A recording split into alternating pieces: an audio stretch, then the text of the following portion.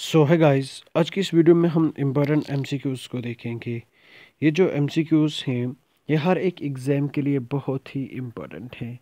Now बढ़ते हैं आगे, लेकिन आगे बढ़ने से पहले आपसे रिक्वेस्ट है, प्लीज़ वीडियो को लाइक करना और चैनल को सब्सक्राइब करना।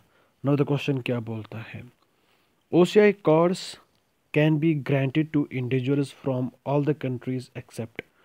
ओसीआई कार्ड्स हम हर एक कंट्री के इंडिविजुअल्स को देते हैं, लेकिन कौन सी ऐसी कंट्रीज़ हैं जिनके इंडिविजुअल्स को हम ओसीआई कार्ड नहीं देते। तो option A Pakistan, B Bangladesh, C both A and B, D none of the above. इसका जो सही आंसर है वो ऑप्शन सी है, यानी कि both A and B. All countries के इंडिविजुअल्स को हम ओसीआई कार्ड्स प्रोवाइड करते हैं, लेकिन पाकिस्तान और बांग्लादेश के इंडिविजुअल्स को ओसीआई कार्ड्स नहीं मिलते। ठीक है। OCI card holders can renew their cards when they turn. OCI card holders अपने कार्ड को रिन्यू करवा सकते हैं, लेकिन जब वो कितनी एज के हो जाएंगे। Option A 20 years old, 30 years old, 50 years old या फिर 70 years old.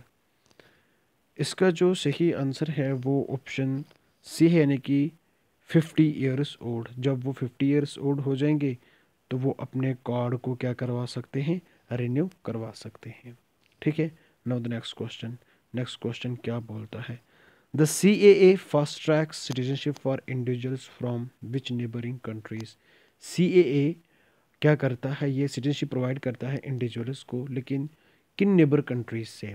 Option A Pakistan, Bangladesh, Afghanistan, Sri Lanka, Nepal, Bhutan, Myanmar, Pakistan, Afghanistan या फिर नन ऑफ दी अबव।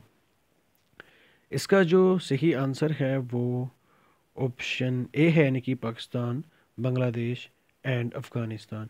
यहाँ की मिनॉरिटीज़ को, ठीक है, रिलीजियस मिनॉरिटीज़ को जो सिटीजनशिप अमेंडमेंट एक्ट है वो क्या करता है, सिटीजनशिप प्रोवाइड करता है। उन मिनॉरिटीज़ को जो कि प्रिस्क्यूशन को फेस करती हैं, तो उस वजह से उनको क्या करता है, सिटीजनशिप प्रोवाइड करता है। किस किस कंट्रीज से, पाकिस्तान, बांग्लादेश एंड अफगानिस्तान। तो कौन कौन कम्युनिटीज़ हैं वो आगे चल के आएगा, मैं आपको बताऊंगा। ठीक है। Under the citizenship amendment act the minimum residence requirement for naturalization is reduced to.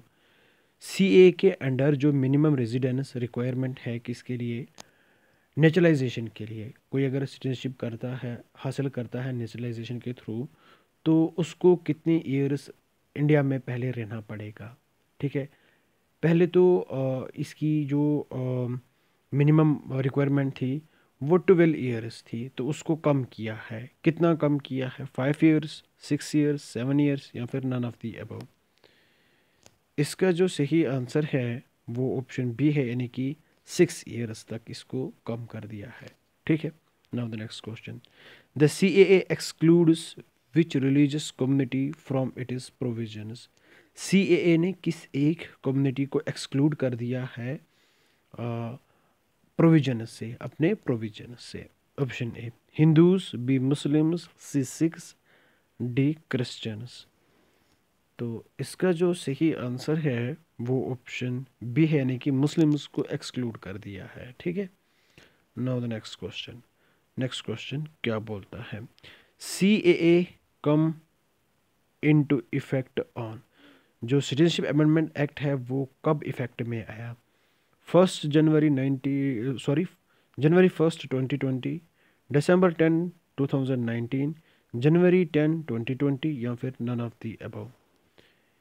इसका जो सही आंसर है वो क्या हो सकता है, इसका सही आंसर जो है वो ऑप्शन सी है, यानी कि January 10, 2020 को जो सी ए है वो इफेक्ट में आया। ठीक है। The C A applies to individuals who entered India before. जो सिटीजनशिप अमेंडमेंट एक्ट है ये उन इंडिविजुअल्स पे अप्लाई होता है जो कि इंडिया में आए, लेकिन किस डेट से पहले। Option A January 1, 2014, December 31, 2014, March 31, 2014 या फिर none of the above.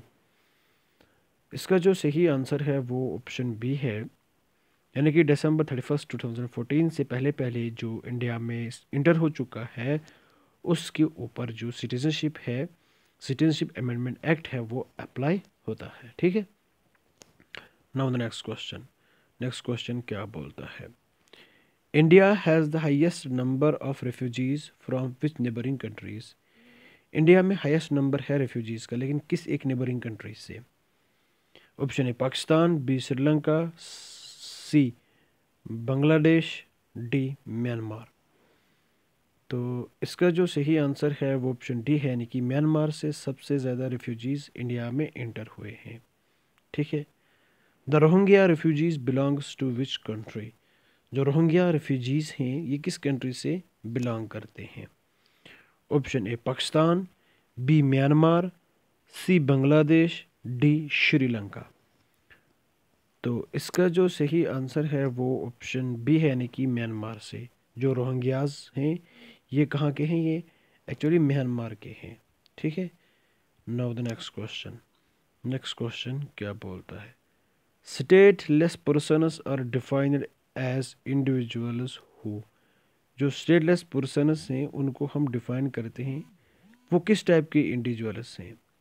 Option A, क्या ये रिफ्यूजीज़ हैं, इनके पास कोई रिकॉग्नाइज्ड नेशनलिटी नहीं है, इलीगल माइग्रेंट्स हैं, या फिर नन ऑफ द अबव?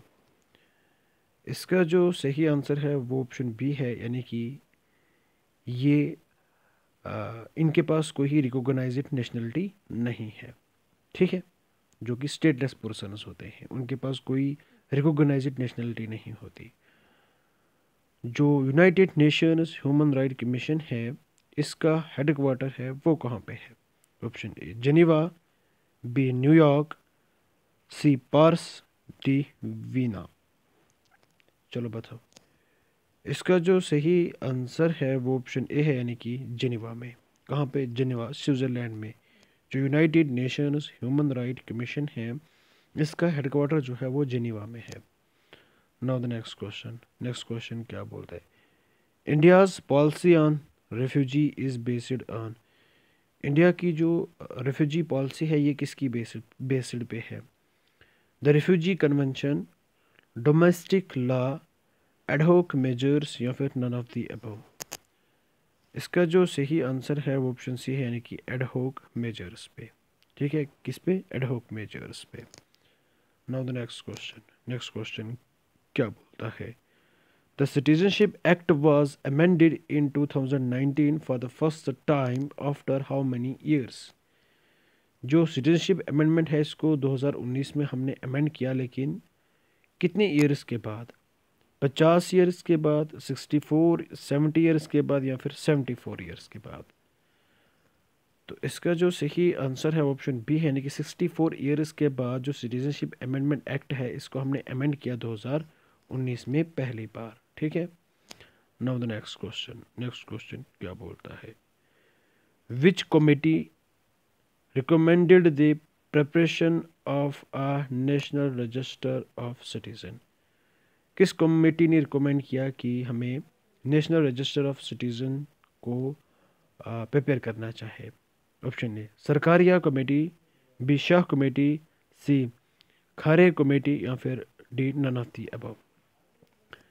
इसका जो सही आंसर है वो ऑप्शन बी है, यानी कि शाह कमेटी ने। ठीक है। नाउ द नेक्स्ट क्वेश्चन क्या बोलता है? A person can lose Indian citizenship through? जो कोई बंदा इंडियन सिटीजनशिप को लूज करता है तो कैसे लूज होती है? ऑप्शन ए रिनाउंसिएशन, टर्मिनेशन, डिप्राइवेशन, या फिर ऑल ऑफ द अबव? इसका सही आंसर जो है वो ऑप्शन डी है, यानी कि all of the above. Renunciation के थ्रू भी, टर्मिनेशन के थ्रू भी और डिप्राइवेशन के थ्रू भी इंडिया की जो सिटीजनशिप है वो ख़त्म हो जाती है। ठीक है। नाउ द नेक्स्ट क्वेश्चन क्या बोलता है? The concept of single citizenship in India was borrowed from? जो कंसेप्ट है सिंगल सिटीजनशिप का इंडिया में वो हमने कहाँ से लिया? Option A USA, UK, Canada, या फिर फ्रांस? इसका जो सही आंसर है वो ऑप्शन बी है, यानी कि यूके से हमने लिया है। ठीक है। नाउ द नेक्स्ट क्वेश्चन क्या बोलता है? The CAA applies to individuals from how many religious communities? ठीक है, किस किस कम्युनिटी के ऊपर जो सिटीजनशिप अमेंडमेंट एक्ट है वो अप्लाई होता है। इसका सही आंसर है ऑप्शन बी, 5 कम्युनिटीज़। ठीक है, कितनी कम्युनिटीज़ पे? 5 कम्युनिटीज़ पे। आई होप आपको ये वीडियो पसंद आया होगा। प्लीज़ वीडियो को लाइक करना और चैनल को सब्सक्राइब करना। Thank you and bye bye. इसी के साथ मैंने सिटीज़नशिप के ऊपर जितने भी पॉसिबल एमसीक्यूज़ हो सकते हैं वो करवा दिए। तो अगरचे लैंग्वेज सिंपल है, लेकिन ये जो एमसीक्यूज़ है बहुत ही इंपॉर्टेंट है। यही कम्प्लेक्स एमसीक्यूज़ बन के आएंगे, लैंग्वेज इसकी कम्प्लेक्स बनाएंगे। तो ये एमसीक्यूज़ बहुत ही इंपॉर्टेंट है। अब मैं फंडामेंटल राइट्स के ऊपर एमसीक्यूज़ ला रहा हूँ। करीब करीब 500 एमसीक्यूज़ फंडामेंटल राइट्स के ऊपर हैं विद एक्सप्लेनेशन। तो आई होप आपको वीडियो पसंद आएंगी। प्लीज़ लाइक करना और चैनल को सब्सक्राइब करना। Thank you and bye bye. Have a nice day.